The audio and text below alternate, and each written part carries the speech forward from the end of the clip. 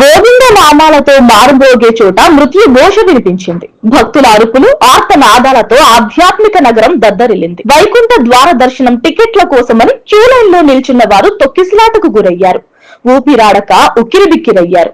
వారిలో 6 ప్రాణాలు విడిచారు. మరో 60 మందికి పైగా గాయాల పాలయ్యారు. వీరిలో 34 మందికి రుయా స్విమ్స్ ఆసుపత్రుల్లో చికిత్స అందిస్తున్నారు. వైకుంఠ ద్వార దర్శనం టోకెన్లను గురువారం ఉదయం 5 గంటల నుంచి జారీ చేస్తామని టీటీడీ ప్రకటించింది.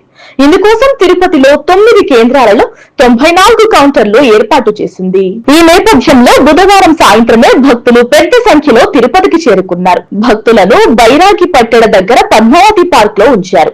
టోకెన్ల కేంద్రంలోని సిబ్బందిలోని ఒకరు అస్వస్థతకు గురి కావడంతో హాస్పిటల్ కు తీసుకువెళ్లడానికి క్యూ లైన్ తెరిచారు. టోకెన్లు జారీ చేసేందుకు క్యూ లైన్ తెరిచారని భావించిన భక్తులు ఒక్కసారిగా దూసుకువచ్చారు.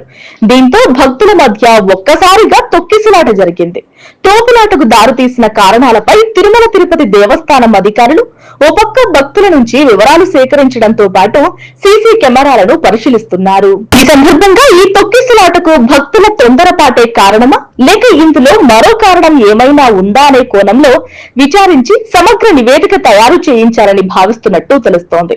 ఇక మరో పక్క వైకుంఠ ద్వార దర్శనం టోకెన్ల కోసం భక్తులు భారీ సంఖ్యలో వస్తారని తెలిసినా అందుకు తగ్గ ఏర్పాట్లు చేయడంలో ప్రభుత్వం అధికారులు పూర్తిగా విఫలమయ్యారనే కామెంట్లు వినిపిస్తున్నాయి.